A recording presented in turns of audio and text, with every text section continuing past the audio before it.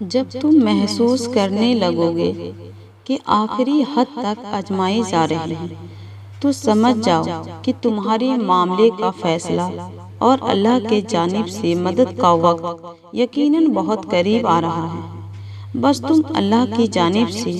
آنے والے حکم کے انتظار میں صبر کیے رہو۔ اللہ کسی بھی حال میں تمہیں در بدر نہیں ہونے دے گا۔ جس کو صبر اللہ عطا کرے اس کا صبر قابل رشک ہوا کرتا ہے، کیونکہ جس کا ہاتھ اللہ تھام لے وہ کیسے لڑکھڑا سکتا ہے۔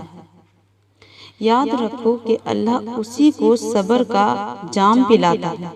جس کو اس نے ایسے اجر سے نوازنے کی ٹھان رکھی ہو جو تمام تر دنیا کے لیے قابل رشک ہو، جس کے لیے اس نے ایسے وسیلوں کو ترتیب دینے کا ارادہ کر رکھا ہو کہ جو کسی کے وہم و گمان میں بھی نہ رہے۔ تم مانگو اللہ سے، اسے اچھا لگتا ہے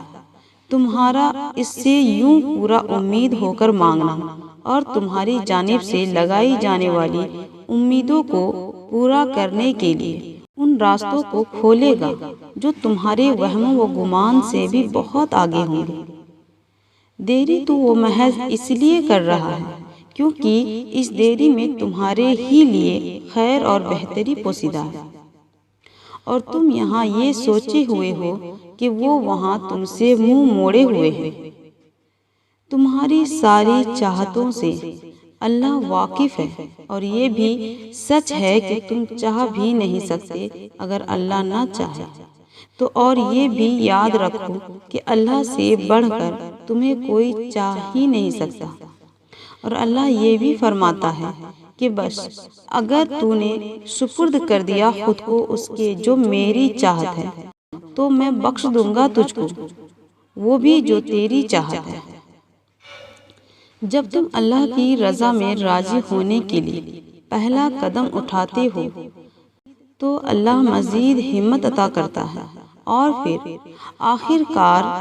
جب تم صبر کرتے کرتے اس مقام پہ پہنچتے ہو کہ جہاں تم اللہ کی رضا کو اپنی رضا بنانے میں کامیاب ہو جاتے ہو، تو پھر وہ تمہیں اسی چیز کی حقیقت دکھانا شروع کرتا ہے کہ جو اللہ سے گزرے وقتوں میں کبھی تم نے گڑ گڑا کر مانگی تھی، اور اللہ نے حق میں بہتر ہونے کے سبب تمہیں نہیں تھمائی۔ پھر اللہ تمہیں اس سے کی حقیقت دکھا کر سمجھاتا ہے کہ وہ سے اگر تمہارے حق میں بہتر نہیں تھی تو آخر کیوں نہیں تھی۔ دل سے نکلی دعاؤں پہ جو یہ سوچ کے دل چھوٹا کرتے ہیں کہ ان کے دعاؤں کو وہ سننے والا نہیں، تڑپ سے لپٹی یہی دعائیں تو اللہ کے عرشوں پہ بار بار گونجنے کو پہنچ جایا کرتی ہے۔ جب تمہارا ایک ہاتھ اللہ تھام لیتا ہے تو پھر وہ تمہارا دوسرا ہاتھ بہترین تر کے ہاتھ میں تھامنے کے لیے دیتا ہے۔ جب تڑپ کر نام پکارتے ہو اللہ کا تو وہ تمہیں محبت بھری نگاہ سے دیکھتا ہے۔ تم تو پیارے ہو اس کے، تو وہ تمہیں کیوں نہیں نوازے گا بھلا۔ صبر تو محض کروایا جا رہا ہے اسی لیے کہ تمہاری دعاؤں کی قبولیت کے بالکل ساتھ ہی ساتھ صبر کے اجر سے بھی نواز کر تمہاری خوشیوں کو وہ چار چاند لگا دے گا۔ صبر سے لپٹی راتوں میں، تہجد کی چاہت سے لپٹی سجدہ ریزوں میں جب اللہ کو اپنے بہت قریب محسوس کرتے ہوئے تم اپنا غم اسی سجدے میں سر رکھ کر بہا دیتے ہو تو اللہ بھی اپنی رحمت بھرے آغوش میں تمہارے بکھرے وجود کو سمیٹ لیتا ہے، تمہارے آنسوؤں سے تر چہرے پہ محبت بھری نگاہ ڈالتا ہے، تمہارے دل میں بذات خود سکون بھری تسلی اتار دیتا ہے،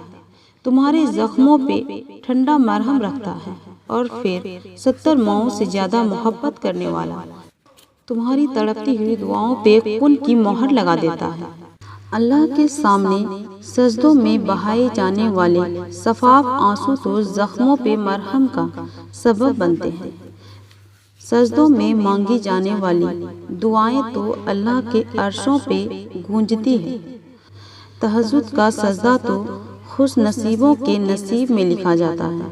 کیونکہ اللہ تہجد کے سجدے میں مانگی جانے والی دعاؤں کو سننے کے لیے رات کے آخری پہر بذات خود آخری آسمان پہ نزول فرماتا ہے۔ اللہ پہ یقین کرو گے تو وہ پھر تمہیں اس یقین کے معجزے بھی دکھائے گا، جیسے دکھایا تھا اللہ نے موسیٰ علیہ السلام کو دریا وسط سے چیر کر راستہ بنانے پہ۔ سوائے اللہ کے کون جانتا تھا کہ یوسف علیہ السلام کا کنویں میں گرنا ایک دن انہیں مصر کے تخت پہ بیٹھائے گا؟